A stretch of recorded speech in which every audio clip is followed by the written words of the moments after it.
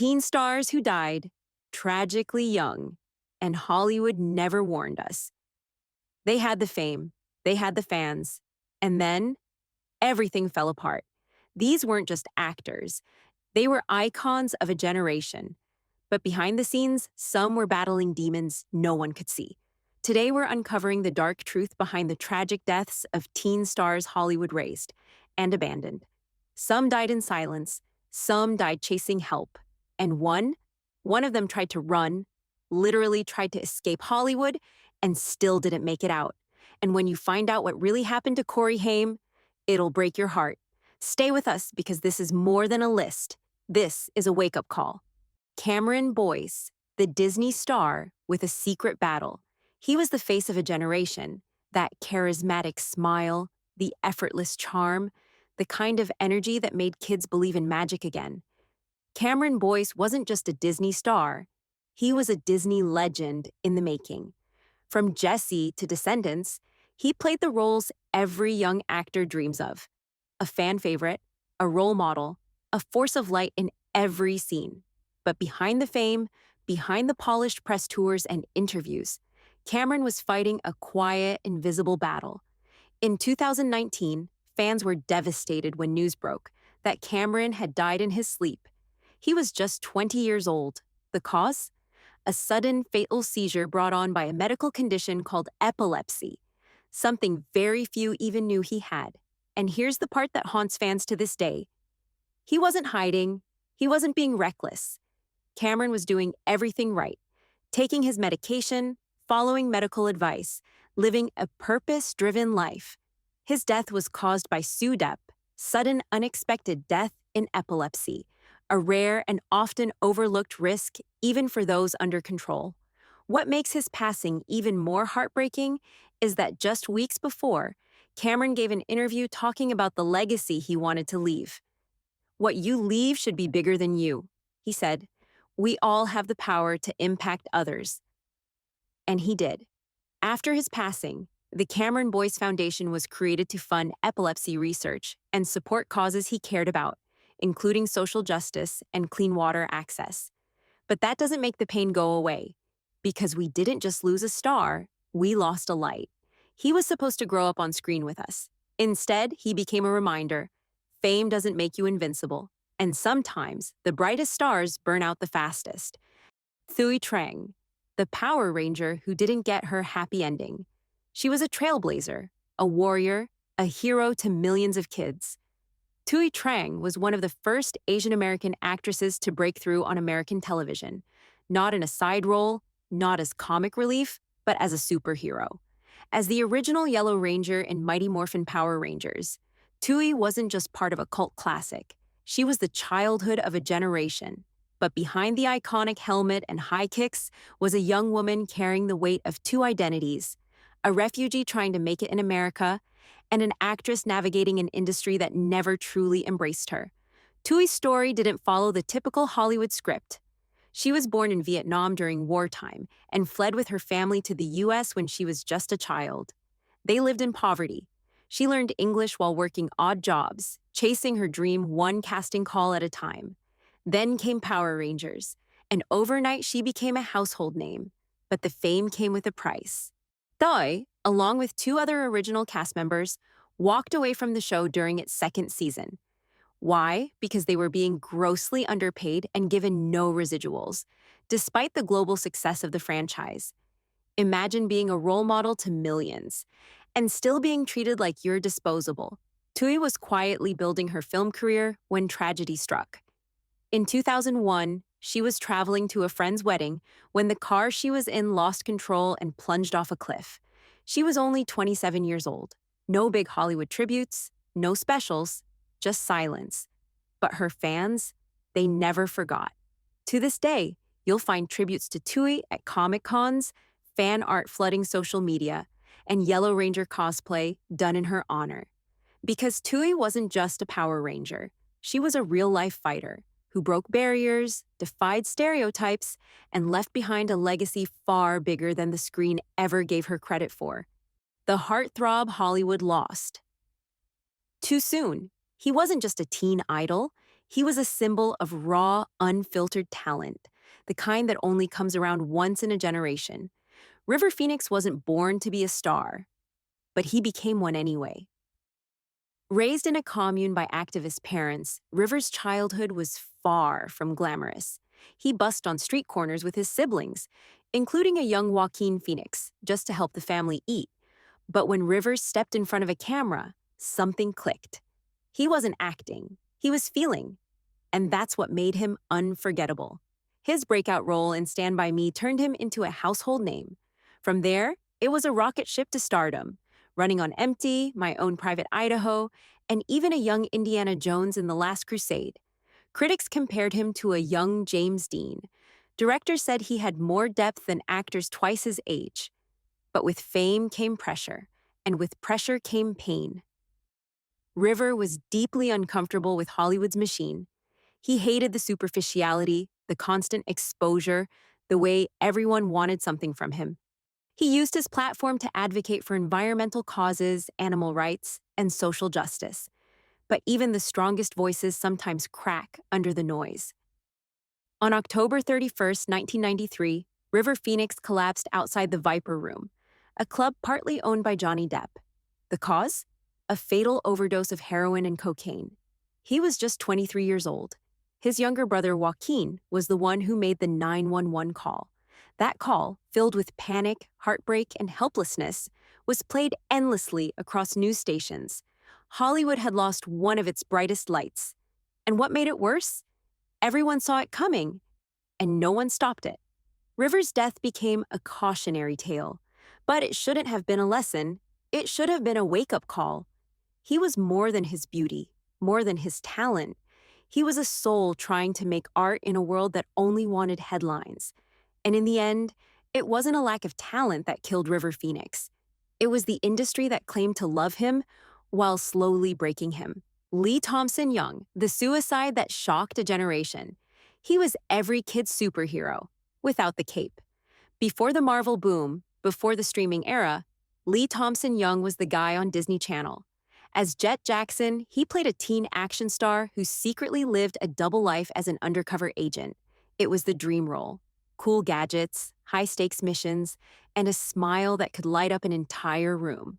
But behind that iconic smile, Lee was quietly falling apart. After the famous Jet Jackson, Lee made a successful transition into more mature roles, appearing in Friday Night Lights, Smallville, and later as a detective on Rizzoli and Isles. To the outside world, he was thriving, booked and busy, still grounded, still beloved. But what no one knew, not his fans, not even some of his co-stars, was that Lee was battling bipolar disorder in silence. In 2013, Lee failed to show up for a filming day on Rizzoli and Isles. Concerned, his team called the police. They found him in his apartment. He had taken his own life. He was just 29 years old. There was no note, no warning, no hint. His family later revealed that Lee had been privately seeking treatment for years. But the burden of his illness, the stigma, and the silent pressure to keep it together in the public eye became too much. Lee's death hit fans and the entertainment world like a gut punch, because Lee wasn't a cautionary tale. He was a symbol of success who still couldn't escape the shadows. His mother later founded the Lee Thompson Young Foundation, dedicated to erasing the stigma around mental illness and providing mental health support to young people, especially in underserved communities. Lee once said in an interview, "I want to play characters that make people feel seen, like they're not alone." And he did. Even in his absence, Lee Thompson Young continues to do exactly that. But the question that haunts us is simple. Would he still be here if Hollywood made it safer to ask for help? Dana Plato, from sitcom Darling to Tragedy. She made the world laugh, while silently falling apart. Dana Plato was a TV icon in the 1980s, the adopted daughter on the smash hit sitcom Different Strokes. Every week, millions of Americans tuned in to watch her play Kimberly Drummond, a bubbly, wholesome teen who represented the perfect all-American girl. But behind the scenes, Dana's real life couldn't have been further from the script. By the time she landed the role, she had already been in over 100 commercials. She was working nonstop, a child actor in a system designed to chew them up and spit them out. When different strokes ended, so did her safety net. The transition from teen sweetheart to adult actress was brutal. The roles dried up, the offers got sleazier, and the spotlight that once adored her turned into a burning microscope. Dana soon found herself spiraling, battling drug addiction, financial ruin, and the harsh glare of the tabloids.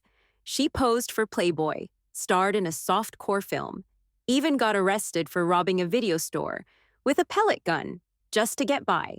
The headlines mocked her. But what they didn't show was the deep loneliness behind the downward spiral. In 1999, Dana appeared on The Howard Stern Show, hoping for a comeback. She laughed, she joked, but something felt off. Just one day later, she was found dead in her RV. The cause? A fatal overdose of prescription pills. She was 34 years old. Some still debate whether it was an accident or suicide. But either way, the message was clear. Dana Plato didn't die because she was weak. She died because the system that made her famous gave her no roadmap to survive it. Even more heartbreaking, her son, Tyler Lambert, took his own life 11 years later, almost to the day of his mother's death. The tragedy passed down, generation to generation.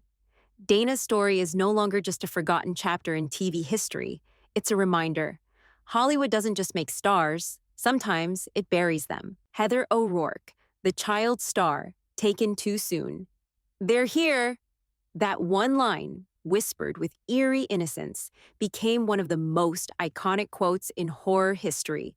And it came from a little girl named Heather O'Rourke, who was only 6 years old when she starred in Poltergeist. With her platinum blonde hair, porcelain skin, and hauntingly calm screen presence, Heather wasn't just a child star. She was the face of early 80s horror. But what fans didn't know was that the real horror wasn't on screen. It was quietly unfolding behind it. After the success of Poltergeist, Heather filmed 2 sequels and made several television appearances.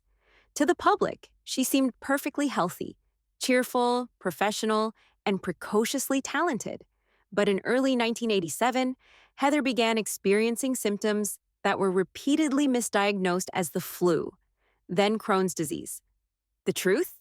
She had a congenital intestinal abnormality that had gone undetected for years. On February 1st, 1988, Heather collapsed at home. She was rushed into emergency surgery, but it was too late.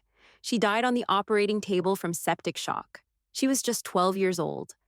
The news stunned the world. A child who seemed so full of life, gone in an instant. Her death was so shocking, so unexplained at the time, that it fueled one of Hollywood's darkest urban legends, the so-called poltergeist curse, a superstition that claimed everyone involved in the film was doomed. But the truth is even sadder. Heather wasn't cursed. She was failed. Failed by a medical system that overlooked her pain. Failed by an industry that kept her working through it. And perhaps most of all, failed by a world that only saw her as a screen presence, not a child crying for help. Today, Heather O'Rourke is remembered with reverence by horror fans around the world. But beneath the tributes and nostalgia lies the reminder. Even the smallest stars can cast the longest shadows. And sometimes, those shadows hide unimaginable. Brittany Murphy, a Hollywood mystery. She had the voice of a cartoon fairy, the timing of a seasoned comedian, and the soul of an underdog you couldn't help but root for. Brittany Murphy was clueless, in the most lovable way. As Ty, the quirky new girl in the cult classic teen comedy, she became instantly unforgettable. But Brittany wasn't just a one-role wonder. She starred in 8 Mile, Girl, Interrupted, and voiced fan-favorite Luann in King of the Hill. She could do comedy, she could do drama, and most of all, she could disappear into any character. But behind her wide-eyed innocence and bubbly laugh was a woman quietly unraveling. In the final years of her life, Brittany's once bright career dimmed. Roles stopped coming. Rumors of erratic behavior on set, rapid weight loss, and a new controlling relationship with screenwriter Simon Monjack had the tabloids buzzing. On December 20th, 2009, Brittany collapsed in her Hollywood Hills bathroom. She was pronounced dead a few hours later. She was only 32 years old. The coroner ruled it pneumonia, complicated by anemia and multiple prescription drugs in her system. But here's where the story turns unsettling. Just 5 months later, her husband Simon Monjack also died, in the exact same house, under almost identical circumstances. 2 deaths, same symptoms, same location. Theories exploded. Mold exposure, foul play. Was someone covering something up? Her father even went so far as to claim she had been poisoned, though nothing was ever proven. And to this day, fans are still divided. Was Brittany Murphy the victim of a medical tragedy, a toxic relationship, or something even darker? What we know for sure is this: Brittany deserved better. Better support, better care, better protection from the forces around her. In one of her final interviews, she said, "I'm just a girl who loves to laugh and wants to make people feel something." She did that. And even though her life was tragically short, her impact, her warmth, her weirdness, her vulnerability still lingers. But the circumstances around her death, they remain one of Hollywood's most heartbreaking mysteries. Corey Haim, the teen idol who couldn't escape addiction. He was the face on every bedroom wall, the boy every girl wanted, the actor every teen wanted to be. In the late 80s, Corey Haim was it. With his shaggy hair, mischievous smile, and larger-than-life charm, he rocketed to fame with hits like Lucas, License to Drive, and the cult classic The Lost Boys, alongside best friend and fellow rising star, Corey Feldman. Together, they were dubbed the Two Coreys, a marketing dream, a pop culture juggernaut. But behind the fun, fame, and fortune was a darkness that no teenage heartthrob should have had to carry. Corey Haim was a child lost in the glare of adult attention. He was exposed to the worst of Hollywood at a shockingly young age, from drugs to alleged abuse by powerful men in the industry. As the years went on, he spiraled into addiction, in and out of rehab, chased by paparazzi, mocked by tabloids. The same industry that once plastered his face across magazines now used him as a punchline. And he tried, desperately, to get clean. At one point, he publicly admitted to taking dozens of pills a day, just to silence the pain. On March 10th, 2010, Corey collapsed in his mother's apartment. The cause? Pneumonia, complicated by years of substance abuse that had ravaged his body. He was 38 years old, but even in death, there was controversy. No funeral funded by the studios he made millions for. No large-scale memorial. Just another child star lost to the system. What remains are the questions. What if someone had intervened sooner? What if his cries for help were treated with compassion, not judgment? Corey Haim wasn't weak. He wasn't reckless. He was a boy who needed protection and got exploitation instead. And in his silence, he became one of the loudest warnings in Hollywood history. Fame is not safety, and talent is not a shield. They weren't just teen stars, they were real people, with real struggles and real pain. Some of them were broken by fame, some were failed by the very system that made them famous, and some were simply forgotten the moment the cameras stopped rolling. But what every one of these stories proves is this: talent doesn't protect you, fame doesn't save you, and Hollywood doesn't always care. So if you watched this far, thank you. Because remembering them is honoring them. Let us know in the comments which story hit you the hardest. And if you believe these voices deserve more than silence, hit like, subscribe, and share this with someone who needs to hear the truth.